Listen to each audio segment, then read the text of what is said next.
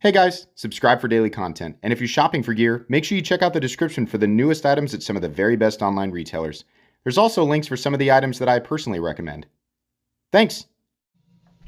What's going on YouTube? Metal Complex here, and today I've got a very exciting unboxing to share with you guys. This is obviously a Hinder knife, and it's a model that's been around for a bit, but it's a variation of a model that I'm really excited about. And thanks to Clay at eKnives, I'm able to show it off. They loaned me this for review. You guys can scan this if you want. If you've got your phones and you're watching this on TV or tablet or something, you can scan this with your phones, or you can use the link right down in the description to check out eKnives. I've probably bought 10 knives from eKnives over the years.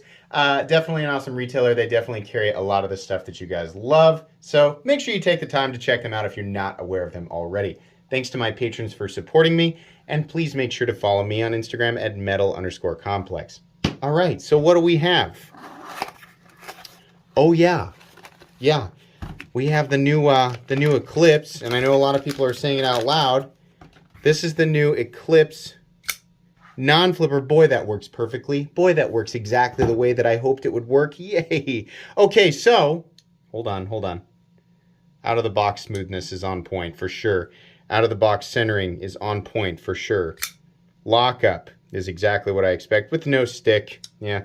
If my fingers look gross, I'm sorry. I had an avocado for breakfast and I clearly didn't clean it all the way out. So the Hinder Eklipse has never been a non-flipper. Let me get out I got a Hinder here. Yeah, there's a non-flipper XM18 and here's a flipper XM18, right?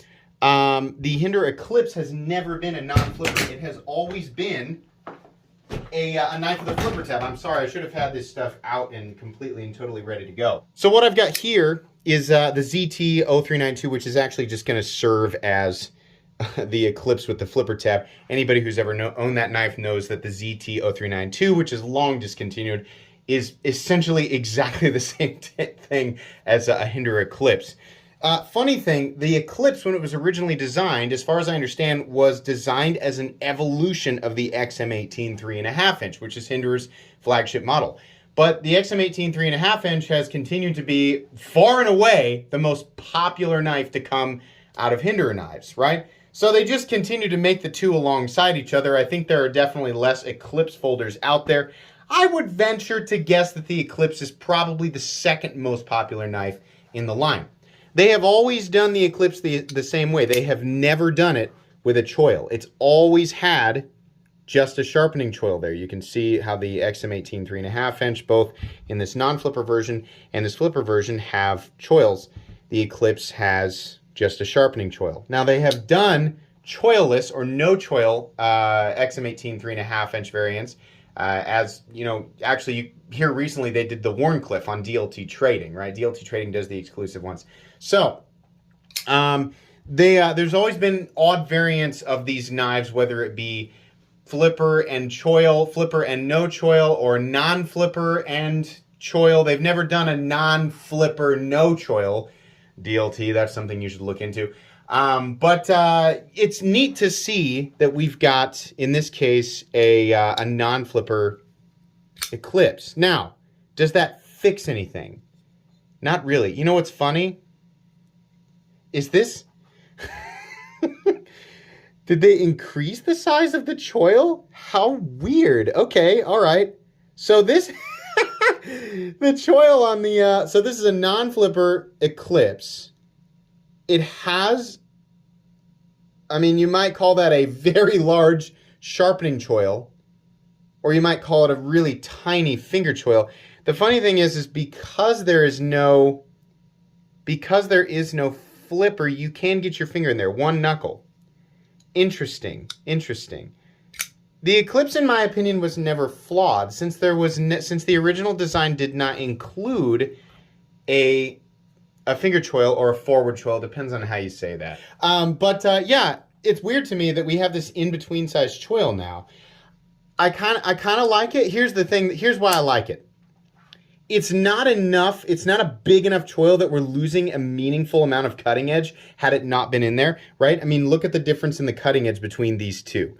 These, again, the ZT-0392 is essentially the exact same thing as the Eklipse. And look at that. Now that I'm looking at these two side by side, we're going pivot to pivot. The blade lengths, I think, are actually exactly the same. But this whole area has been enlarged because of the removal of the flipper tab in general. So it is still exactly the same blade length, and it also clears the thumb stud. I think this is cool, and it definitely feels.